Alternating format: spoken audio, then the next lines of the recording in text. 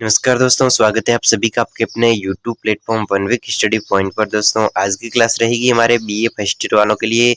अर्थशास्त्र इकोनॉमिक्स को लेकर आप सभी के सामने आज की पहली क्लास पेश हो रही है। दोस्तों आप अंत तक बने रहिएगा, आपकी रिक्वेस्ट पर क्लास लगाई गई है। दोस्तों आप जरूर चैनल को सब्सक्राइब और अपने दोस्तों के साथ में जो अपने कॉलेज में पढ़ते हैं उनके साथ में शेयर कीजिए, ताकि वे भी अपनी तैयारी को एग्जाम तक पूरी वन वीक सीरीज को अच्छे तरीके से पढ़ सके। दोस्तों मैं आप सभी के सामने लाइव ये पूरी वन वीक सीरीज लेकर आऊँगा। आपके एग्जाम होने पर, आपके एग्जाम चालू होंगे तब महा मैराथन क्लासों के साथ में मैं पूरी वन वीक सीरीज पर हमेशा डिस्कस करूंगा। जैसे कि आपके हिंदी साहित्य का एग्जाम है तो उससे 2-3 दिन पहले हिंदी साहित्य की महा मैराथन क्लासें 2-3 लगेगी, उसमें पूरी वन वीक सीरीज का कंटेंट उपलब्ध करवाया जाएगा। पूरी वन वीक सीरीज में जो भी पिछले सवाल में एग्जामों में सवाल पूछे गए और इम्पोर्टेंट है, उन सभी सवालों पर डिस्कस करेंगे और आगे बढ़ते जाएंगे। दोस्तों क्लास को स्टार्ट करते हैं। अति महत्वपूर्ण क्लास रहेगी, 2023 की न्यू एडिशन है। दोस्तों अर्थशास्त्र इकोनॉमिक्स की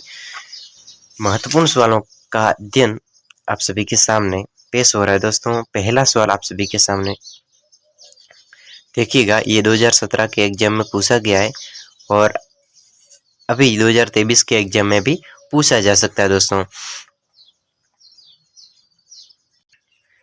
चलिए दोस्तों, पहला सवाल है, आर्थिक इतिहास व आर्थिक विश्लेषण के इतिहास में अंतर स्पष्ट कीजिए। दोस्तों आर्थिक इतिहास क्या होता है और आर्थिक विश्लेषण क्या होता है, इन दोनों के मध्य अंतर को स्पष्ट करना है। और ये 2017 के एग्जाम में सवाल, आर्थिक विचारों का इतिहास, इसका अर्थ होता है आर्थिक विचार, हमारे जो आर्थिक विकास होते हैं इसका जो इतिहास का अर्थ है उन अनेक उपायों की व्याख्या से जो मनुष्य के अपने प्राकृतिक वातावरण में अपनी आवश्यकता की पूर्ति हेतु विभिन्न समय पर अपनाए जाते हैं। मनुष्य की विभिन्न समय पर प्राकृतिक वातावरण, दोस्तों प्राकृतिक वातावरण में क्या होता है, जैसे कि हमारे शहरों और पेड़ पौधे, जलवायु, मृदा, ये पशु पक्षी, ये सारी प्राकृतिक वातावरण के अंतर्गत आता है। तो इस प्राकृतिक वातावरण के अंदर मानव रहता है और इस प्राकृतिक वातावरण में मानव अपनी आवश्यकता की पूर्ति हेतु विभिन्न समय पर अपनाए गए तौर तरीकों जो आर्थिक विचारों के इतिहास के अंतर्गत आते हैं। और आर्थिक विश्लेषण का इतिहास क्या होता है, आर्थिक विश्लेषण के इतिहास का अर्थ समष्टि अर्थात संपूर्ण वातावरण का प्रतिनिधित्व करने से, संपूर्ण हमारे शहरों और जो वातावरण है उसका प्रतिनिधित्व करने से इसका अर्थ है, किसका, आर्थिक विश्लेषण का अर्थ है यानी कि हमारे शहरों और जितना भी वातावरण है, किस प्रकार का वातावरण है उसका अध्ययन, उसका प्रतिनिधित्व करने का जो विश्लेषण आता है वो आर्थिक विश्लेषण के अंतर्गत आता है, जिसमें समष्टि अर्थव्यवस्था का वर्णन, समष्टि अर्थव्यवस्था यानी किस प्रकार की व्यवस्था है, किस प्रकार का लॉस हुआ है, किस प्रकार का लाभ हुआ है, वो सारा का सारा अध्ययन है वो आर्थिक विश्लेषण के अध्ययन किया जाता है। और आर्थिक विचारों के अंतर्गत मानव अपने वातावरण में अपनी आवश्यकताओं को पूरी करने के लिए जो तौर तरीके अपनाता है वो आर्थिक विचारों के अंतर्गत आता है। ठीक है, अब अगला है, इस आर्थिक विचारों का अध्ययन ये आदिकाल यानी आर्थिक विचारों का अध्ययन कब से चालू हुआ है, वो तो आर्थिक विचारों का अध्ययन है वो आदिकाल यानी पहले जमाने से, आदिकाल से लेकर वर्तमान समय तक, आज तक विभिन्न अर्थशास्त्रियों एवं विद्वानों के द्वारा आर्थिक पक्ष का अध्ययन किया जाता है।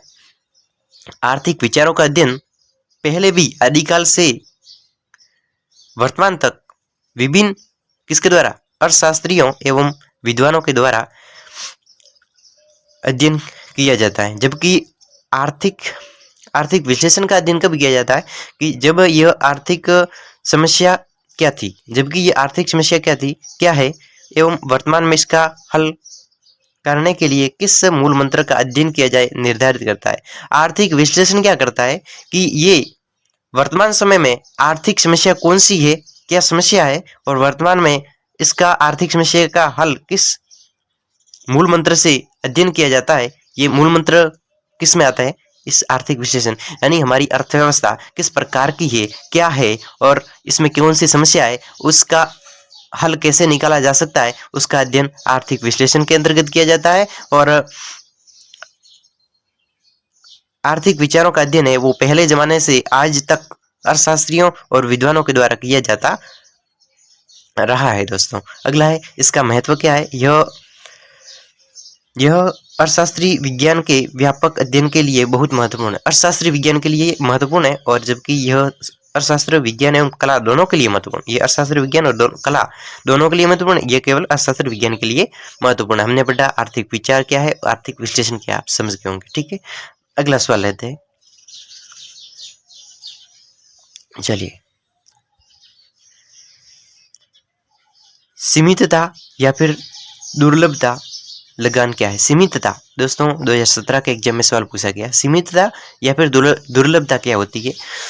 दुर्लभता लगान भूमि के प्रयोग के लिए दी गई कीमत है। लगान, अब दुर्बलता लगान भूमि के प्रयोग के लिए दुर्बलता लगान भूमि के प्रयोग के लिए दी गई कीमत है। दुर्लभता क्या होती है कि लगान भूमि होती है, उसके लिए प्रयोग में की गई कीमत। अब कोई लगान भूमि है, ठीक है, बहुत महंगी भूमि है, उसके प्रयोग के लिए जो कीमत की जाती है, अब कोई बहुत ही महंगी भूमि है और उसका प्रयोग करना है, तो जो उसमें जो कीमत की जाती है हमारे द्वारा, जबकि भूमि की पूर्ति मांग की तुलना में सीमित होती है। दुर्लभता लगान सिद्धांत यह मान लेता है कि भूमि एक रूप तथा सीमित होती है। दुर्लभता लगान का सिद्धांत है, वो ये मानता है कि भूमि एक रूप तथा सीमित होती है। भूमि की पूर्ति पूर्णतया बेलोचदार होने के कारण भूमि के प्रयोग के लिए भूमि बेलोचदार होने के लिए कारण भूमि का प्रयोग करने के लिए कुछ कीमत या फिर लगान देना पड़ता है। इसे ही दुर्लभता या सीमितता लगान कहते हैं। स्टोनियर एवं हेग के अनुसार दुर्लभता सिद्धांत समरूप भूमि की दुर्लभता या सीमितता के कारण उत्पन्न होता है। ये हेग या फिर स्टोनियर के कारण के अनुसार दुर्लभता लगान है वो समरूप भूमि की दुर्लभता, समरूप यानी समान भूमि की दुर्लभता सीमितता के कारण उत्पन्न होता है। मार्शल के अनुसार एक अर्थ में सभी लगान दुर्लभता लगान है। एक अर्थ में कहा जाए तो सभी लगान होते हैं, सभी प्रकार के लगान होते हैं, भूमि को हुए या फिर वस्तु के, वो सारे के सारे लगान है वो दुर्लभता लगान होते हैं।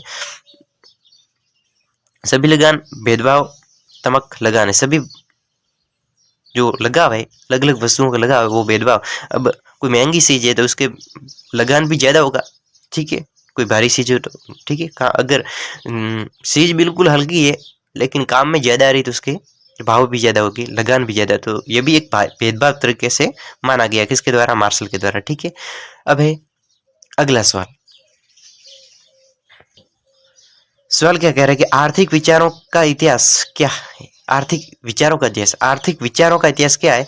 2016 के एग्जाम में दोस्तों अभी हमने पढ़ा आर्थिक विचारों का, हमारे आर्थिक विचार है उसका इतिहास क्या है, वो सवाल पूछा जा रहा है 2016 में। आर्थिक विचारों के इतिहास से आप क्या समझते? सवाल है कि भाषा लगे 2015 के एग्जाम में पूछा गया, 2 एग्जाम में पूछा गया सवाल 2015 और 16 लगातार पूछा गया दोस्तों, सवाल इंपॉर्टेंट है।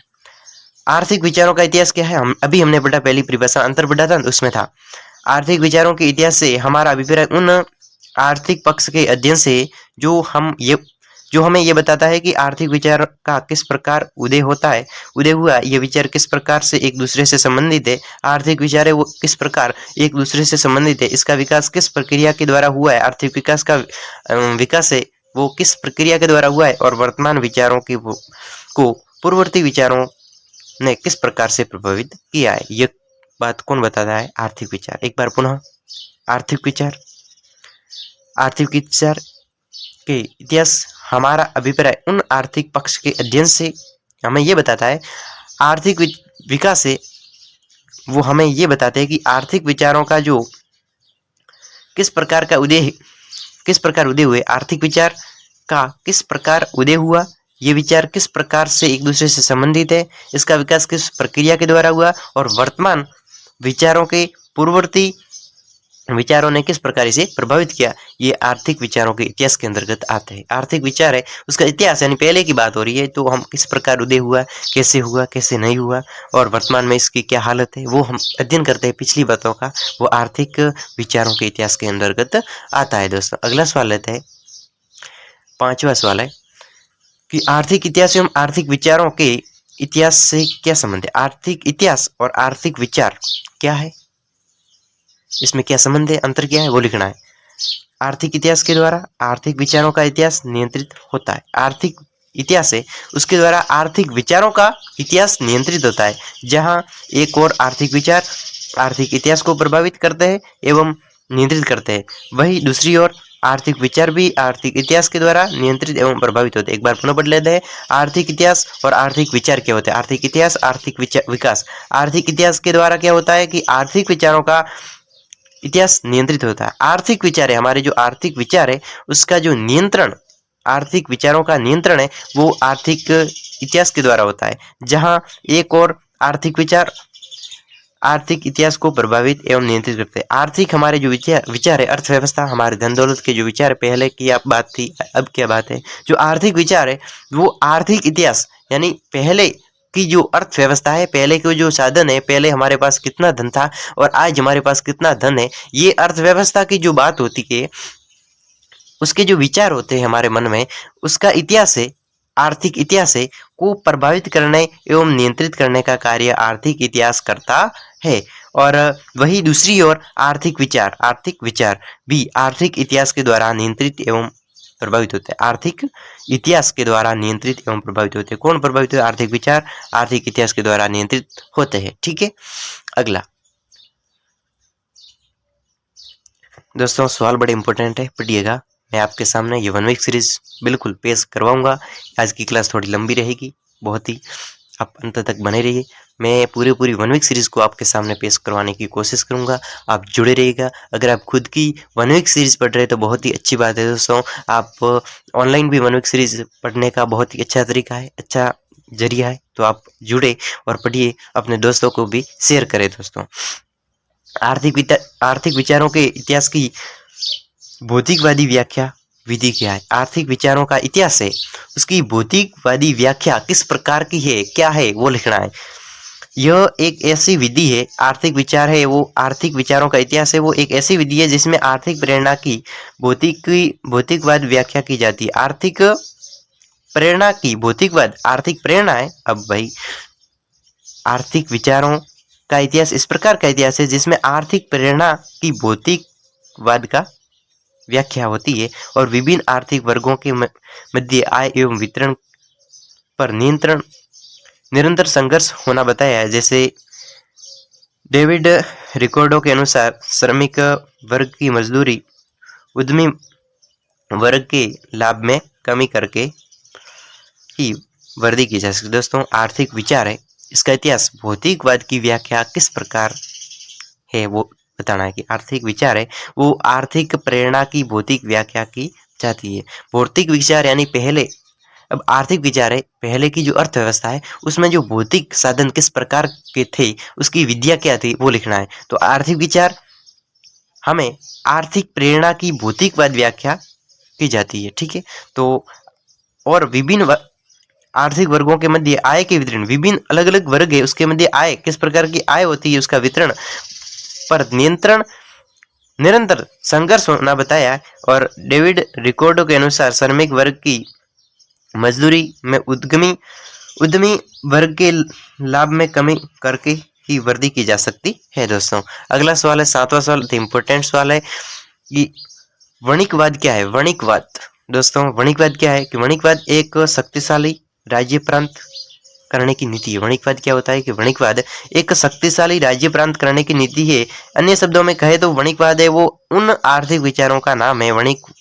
वणिकवाद एक ऐसे आर्थिक विचार है, उन आर्थिक विचारों का नाम है जो पाश्चात्य यूरोप, विशेष रूप से फ्रांस, जर्मनी एवं इंग्लैंड में 16वीं 17वीं 18वीं शताब्दी के प्रथम 6 शताब्दियों में विद्यमान थी। वणिकवाद का विचार ऐसा विचार है, वणिकवाद एक शक्तिशाली राज्य प्राप्त करने की नीति है। एक शक्तिशाली कोई राज्य है, ठीक है, तो उसे प्राप्त करने की एक नीति है जिसे वणिकवाद के नाम से जानते हैं। तो वणिकवाद को अपने शब्दों में यानी हमारी भाषा में समझे तो वणिकवाद एक उन आर्थिक विचारों का नाम है, उन ऐसे आर्थिक विचारों का नाम है वणिकवाद जो पाश्चात्य यूरोप, विशेष रूप से फ्रांस, जर्मनी, इंग्लैंड 16वीं 17वीं 18वीं शताब्दी के प्रथम से शताब्दियां थी, उसका जो जो विद्वान थे शताब्दियां, उसे ही वणिकवाद सिद्धांत के नाम से जानते हैं। ठीक है, अगला सवाल है 8वां सवाल दोस्तों, अति इंपॉर्टेंट सवाल है, आपके एग्जाम में पूछा जा सकता है। सवाल वही है, सीरीज में सवाल वही होते हैं जो इंपॉर्टेंट होते हैं दोस्तों, क्योंकि स्टार्टिंग है, पहली क्लास है। वणिकवाद की आवश्यकता क्यों है, वणिकवाद की आवश्यकता क्यों पड़ती है, वो लिखना है। उपनिवेशों को अपनी अधीनता में रखने के लिए राज्य शक्तिशाली होना। उपनिवेशों यानी बाहर से जो आक्रमण होते हैं उसको उपनिवेशों की अधीनता में, उपनिवेशों यानी बाहर से जो आक्रमण होते हैं, उपनिवेश होते हैं, को अपनी अधीनता में, अब बाहर से जो आक्रमण होते हैं तो उसको डराना तो पड़ेगा। अब बाहर के आक्रमणों को डराना है, उसको अधीन करना है। अधीन रखने के लिए राज्य का शक्तिशाली होना, राज्य शक्तिशाली होगा तो उपनिवेश यानी बाहर से आक्रमण नहीं होंगे, इसलिए वणिकवाद की आवश्यकता पड़ती है। ठीक है, और व्यापार एवं उद्योग के विकास के लिए बैंकिंग तथा सुख सुविधाओं सहित मुद्रा पर आधारित अर्थव्यवस्था। व्यापार और उद्योग के विकास के लिए, व्यापार, अब भाई राज्य शक्तिशाली होगा, राज्य बड़ा होगा, बिल्कुल राज्य की सीमा छोटी नहीं बड़ी होगी, राज्य की सीमा बहुत शक्तिशाली होगा, बहुत ही ताकतवर सैनिक होंगे, ताकतवर राजा होंगे, महाराजा होंगे। ठीक है, तो वहां पर व्यापार उद्योग के विकास के लिए बैंकिंग तथा सुख सुविधाओं सहित मुद्रा आधारित अर्थव्यवस्था होगी, ऐसी बात है। ठीक है, और व्यापार के विकास के लिए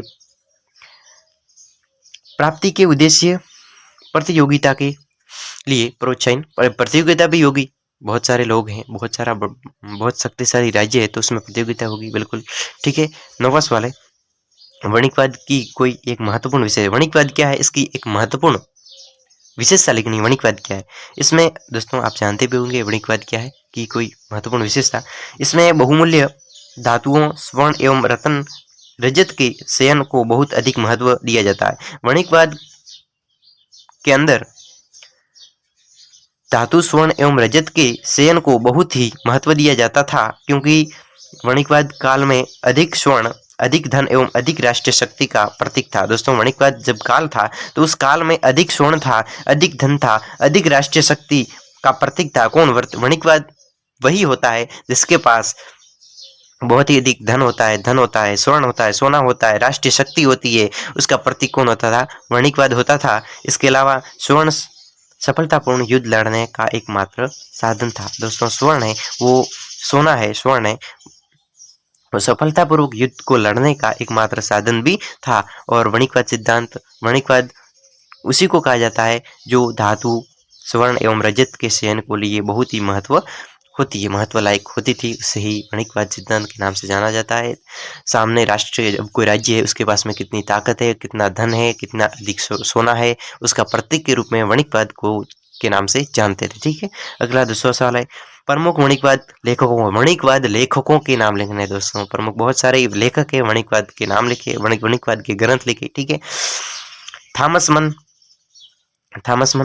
sir Josiah Child, John Locke, sir James Steuart, sir William Petty, sir Dudley North, Charles Davenant, John Law, Richard Cantillon, Philip Wilhelm von Hornigk, David Hume जस्ती। दोस्तों, नाम बहुत सारे लेखकों के बड़े नाम हैं। अगर आपने सुने हुए नाम तो आपको याद जरूर रहेंगे, अगर नहीं सुने हुए तो आपको दो तीन बार क्लास को रिपीट कीजिए। एक बार मैं भी कर लेता हूँ। थॉमस मन, ये तो रह सकता है Thomas Mun, sir Josiah Child, John Locke, sir James Steuart, sir William Petty, sir Dudley North, Charles Davenant, John Law, Richard Cantillon, Philip William von Hornigk, David Hume's जस्ती। दोस्तों, अगर आपको इनमें से कुछ नाम याद है तो आपको रह जाएंगे कि वणिकवाद के लेखकों के नाम लिखिए। सवाल पूछा जा सकता है, आपको पढ़ लेने चाहिए, याद कर लेने चाहिए, कंठस्थ कर लेने चाहिए, कुछ भी करो दोस्तों, रट लेने चाहिए। सवाल पूछा जा सकता है एग्जाम में दोस्तों, इकोनॉमिक्स का एग्जाम है, कोई जैसा एग्जाम नहीं है। और JNU आज के समय देखा जाए तो एक्टिव हो चुका है, बहुत सारों के ड्यू लगता है। वैसे ऐसी तो बात नहीं है, लेकिन एक्टिव हो चुका है दोस्तों।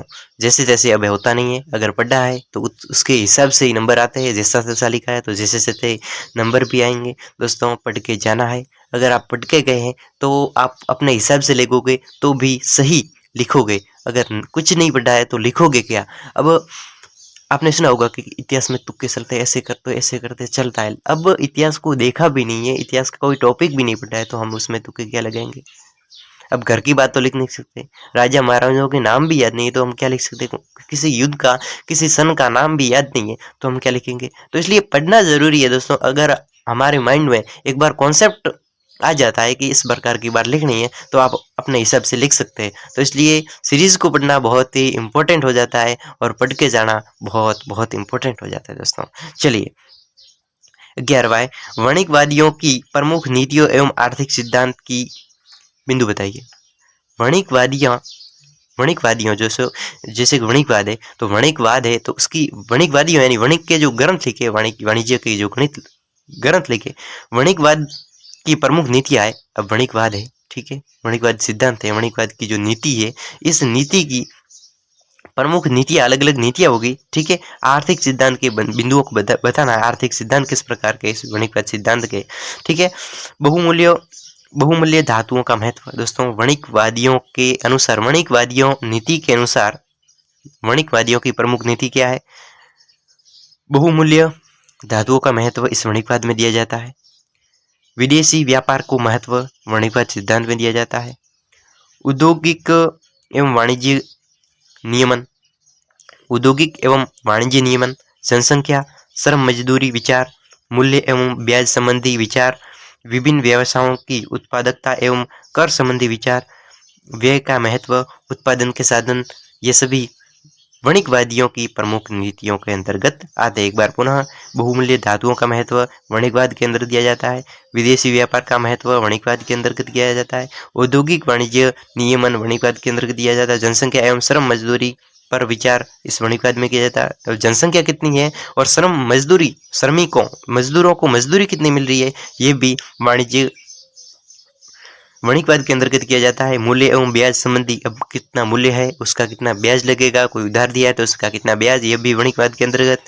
विभिन्न व्यवसायों की उत्पादकता एवं कर संबंधी, अब विभिन्न अलग अलग क्षेत्र होते हैं, अलग अलग व्यवसाय होते हैं, अलग अलग फैक्ट्रियां होती है, बड़ी बड़ी फैक्ट्रियां होती है, उसमें कितना उत्पादन हो रहा है और बहुत सारा ज्यादा उत्पादन हो रहा है तो उसमें कर यानी कि जीएसटी भी ज्यादा लगेगी, ठीक है।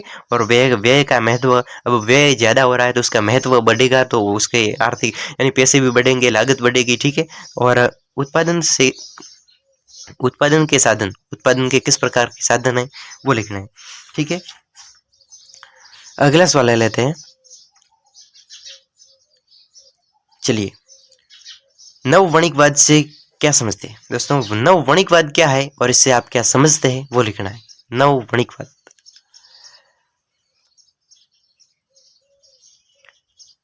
यह आधुनिक युग की योजनाओं, विश्वसनीय सांख्यिकी आंकड़ों पर आधारित है दोस्तों। वणिकवाद क्या है, ये आधुनिक युग, आज का जो युग है, इसकी योजना, विश्वसनीयता, सांख्यिकी आंकड़ों पर आधारित है। नव वणिकवाद में उत्पादन के 5 साधन, भूमि, श्रम पूंजी, व्यवस्थापक, साहसी माने जाते हैं। यह सोने चांदी के एक एकत्र करते हुए पक्ष के रूप में